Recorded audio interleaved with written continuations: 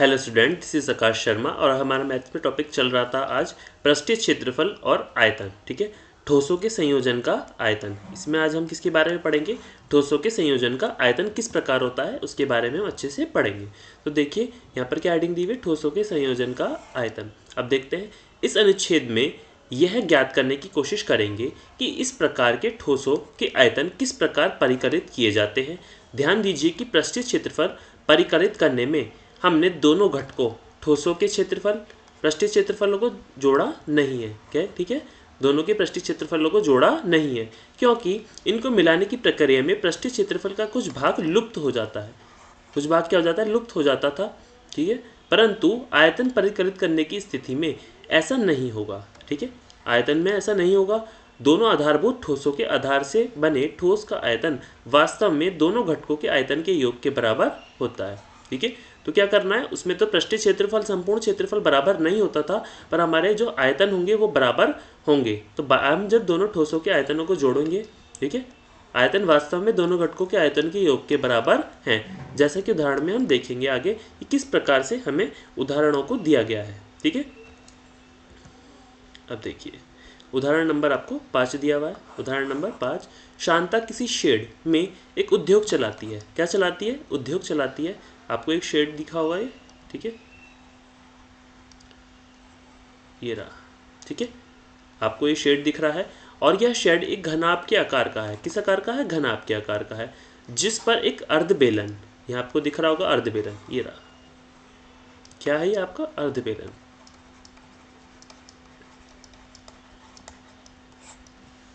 आरोपित है। ठीक है, अब क्या करना है, यदि इस शेड के आधार की विमाएं 7 × 15 मीटर है, ठीक है, 7 × 15 मीटर है, तथा घनाभाकार भाग की ऊंचाई कितनी है? 8 मीटर। ठीक है, कितनी है? 8 मीटर है। और इसकी लंबाई चौड़ाई की आपको कितनी दी हुई है?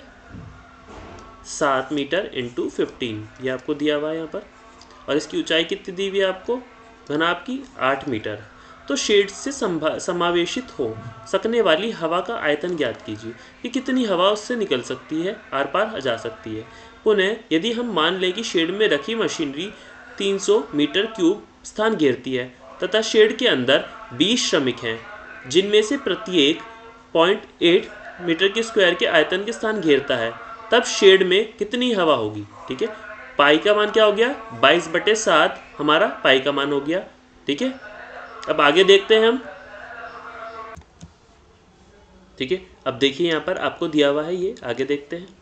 देखिए शेड के अंदर हवा का आयतन, जब हम कोई व्यक्ति या मशीनरी नहीं है, ठीक है, जब इसके अंदर कोई मशीनरी या व्यक्ति नहीं खड़ा है, घन के अंदर की हवा और अर्धबेलन के अंदर की हवा के आयतनों को मिलाकर होगा। ठीक है, मतलब अंदर की हवा आपकी जो होगी और अर्धबेलन के अंदर के आयतनों को मिलाकर प्राप्त होगा। अब घनाभ की लंबाई, चौड़ाई और ऊंचाई क्रमशः कितनी है? 15 मीटर, 7 मीटर और 8 मीटर, इतना हमें क्वेश्चन में दिया गया था। साथ ही अर्धबेलन का व्यास आपको कितना दिया हुआ है? 7 मीटर और ऊंचाई 15 मीटर आपको दी गई है। इसलिए वांछित आयतन क्या होगा? घनाभ का आयतन बराबर प्लस 1/2 बेलन का आयतन। तो बेलन के आयतन को क्या कर लेंगे? आधा कर लेंगे। तो घनाभ का आयतन क्या होता है आपका? 15 लंबाई गुणा चौड़ाई गुणा ऊंचाई, तो 15 × 7 × 7 आ गया। और बेलन का क्या हो गया? 1/2 पाई r² h। तो r का स्क्वायर कर लिया। ठीक है, r क्या आ गया? 7/2। इसको क्या कर लिया हमने? स्क्वायर 7/2 × 7/2। और ऊंचाई कितनी है आपको? 15 दी गई है। ठीक है, तो हमारा क्या आ गया ऐसे? 1128.75 मीटर क्यूब। आगे मशीन द्वारा घेरा गया स्थान कितना है आपका? 300 मीटर क्यूब, इतना आपको समझ में आया। तथा 20 श्रमिकों द्वारा घेरा गया स्थान कितना हो गया? 20 × 0.08 मीटर क्यूब, यह आ गया 1.6 मीटर क्यूब। अतः शेड में उस समय हवा का आयतन कितना था? उसमें मशीनरी और श्रमिक हैं। ठीक है, जब उसमें मशीनरी और श्रमिक हैं तो हमने इनको भी ऐड कर लिया। तो हमने इस वाले में से, जब हमारा स्थान निकाला गया था वांछित आयतन का, में से लेस कर देंगे 300 + 1.6। ठीक है, क्योंकि हमारा मशीनरी का कितना था स्थान? 300 mm क्यूब, और 20 श्रमिकों का स्थान कितना था? 1.6 क्यूब। तो इसमें से लेस कर देंगे तो हमारे शेड में सिर्फ हवा का आयतन हमारा बचेगा। तो हवा का आयतन हमारा कितना आ गया? 827.15 मीटर क्यूब। इतना आप सबको समझ में आया वाला क्वेश्चन। अब नेक्स्ट देखते हैं उदाहरण नंबर 6। क्या देखते हैं? उदाहरण नंबर 6। एक जूस बेचने वाला अपने ग्राहक को आकृति में दर्शाए गए गिलासों में जूस देता था। ये जूस देता था वो इस वाले गिलास में। आप जूस की दुकान पर जाते हैं, आपको वो गिलास में जूस देता है, तो इस आकृति का था। किस आकृति का था? इस आकृति का वो आपको जूस दिया था। अब बेलनाकार गिलास का आंतरिक व्यास 5 सेंटीमीटर है। आंतरिक व्यास कितना था? 5 सेंटीमीटर था। परंतु गिलास के निचले आधार की तली में एक उभरा हुआ अर्धगोला था। यहाँ पर देखिए, इस तरीके से अर्धगोला था निचली तरफ, ठीक है। बट वो आपको इसमें जूस देता था। तो गिलास की आभासी आधारिता तथा उसकी वास्तविक धारिता ज्ञात कीजिए। और हमारा पाई का मान हमें इसमें क्या मानना है? 3.14। 3.14 हमें यहाँ पर पाई का मान मानना है। चूँकि गिलास का आंतरिक व्यास कितना है? 5 सेंटीमीटर है और ऊंचाई कितनी है?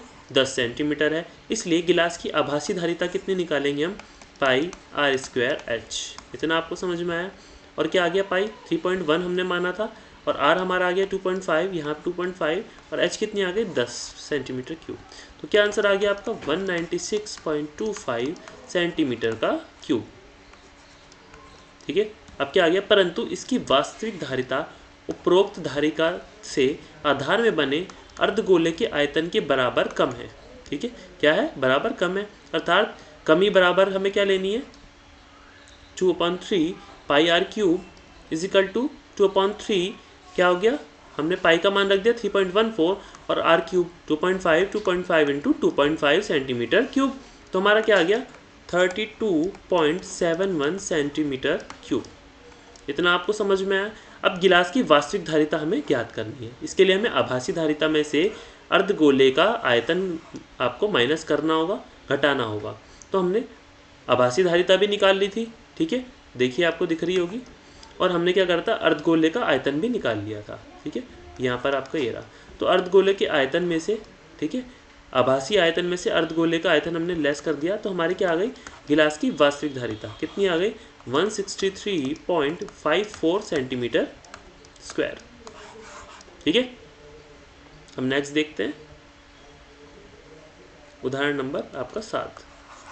एक ठोस खिलौना एक अर्धगोले के आकार का है। किसके आकार का है? अर्धगोले के आकार का है, जिस पर एक लंब वृत्तीय शंकु, एक शंकु भी रखा गया कि एक ये आपको दिख रहा होगा, अर्धगोले के आकार का है और इस पर एक शंकु भी रखा गया है। शंकु की ऊंचाई कितनी है? 2 सेंटीमीटर। कितनी है? 2 सेंटीमीटर। और आधार का व्यास 4 सेंटीमीटर है, ठीक है। आधार का व्यास कितना है? 4 सेंटीमीटर।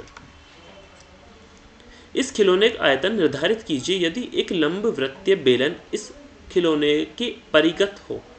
अब इसके खिलौने के आगे क्या एक बॉक्स लगा दिया गया है जो एक बेलन के आकार का है। जैसे आपका कोई भी आप टॉयज़ लाते हैं तो उसके आगे गिफ्ट रैप होता है, तो एक बॉक्स लगा रखा है जिसके अंदर ये हमारा शंकु रखा है। शंकु और आपका अर्धगोले के आकार का एक खिलौना रखा है।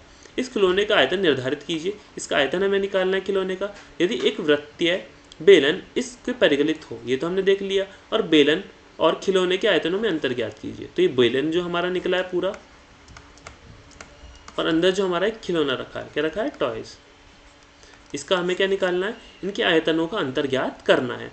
अब मान लीजिए BPC अर्धगोला है। BPC क्या है? अर्धगोला है। B, ठीक है, ये आपका यहाँ से आ गया, और C, BOC, ये P आ गया।